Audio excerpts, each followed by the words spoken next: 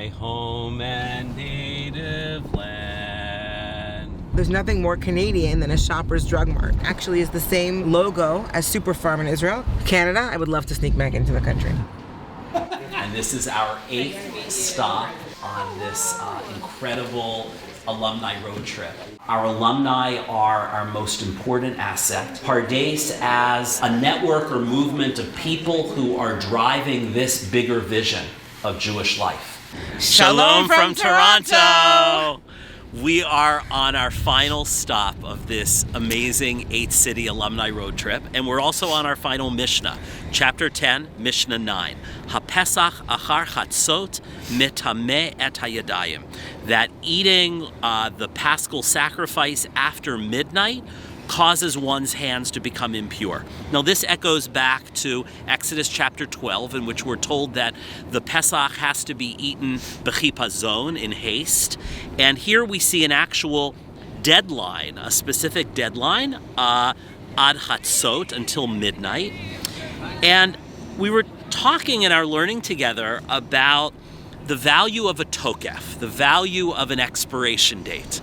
What it means to have a limit on the amount of time that you can do something so that you value the time that you have.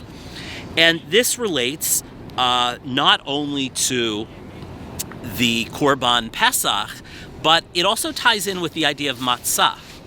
The difference, a teacher of mine, Mark Alen Waknin, taught me many years ago, the difference between matzah and chametz is a difference of time.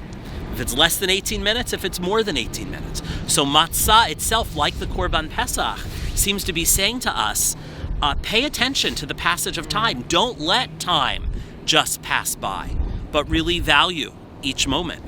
I've experienced that on this alumni tour. Amazing time that we've spent in the span of just 10 days, 8 cities, such meaningful exchanges with our alumni, in which I know that we really valued every moment, and I think they valued the opportunity to come together as the alumni of these particular 8 cities. Beautiful, yeah, and I think I love what you're saying about paying attention. It's interesting because we were talking a lot about sort of the end of the Mishnah and how that relates to the beginning.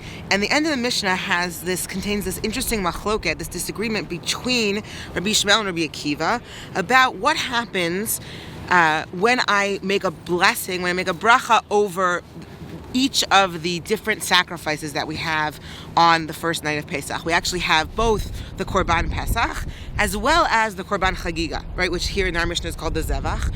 And Rabbi Shmuel wants to claim that actually if I made just a bracha on the eating of the Pesach, that could cover also the eating of the Korban Chagiga. But Rabbi Akiva comes along and he says, no, each of these sacrifices has to have its own bracha. Rabbi Akiva Omer, lo zo poteret zo, velo zo poteret zo. That each one has to have its own distinct individual bracha. And we've been talking a lot about the power of words to make distinctions between different things, the power of words to raise our consciousness, and the power of words really to elevate things. So it's interesting when we talk here about brachot, right? The power of words to really elevate each one of these sacrifices in its own distinct and unique way. And the differentiation of blessing. You know, we've been to New York and Los Angeles and San Francisco and Chicago and Washington and Philadelphia and Boston and Toronto, and each gathering was distinct. We heard a lot of common themes that will help to shape Pardes' vision for the future.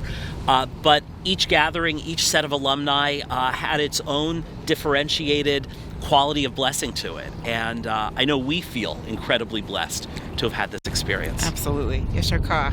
Yashar kochech. L'shana haba'ah b'Yerushalayim. See you in Jerusalem. Jerusalem. And now we're ready to have ice cream. Yes, we are.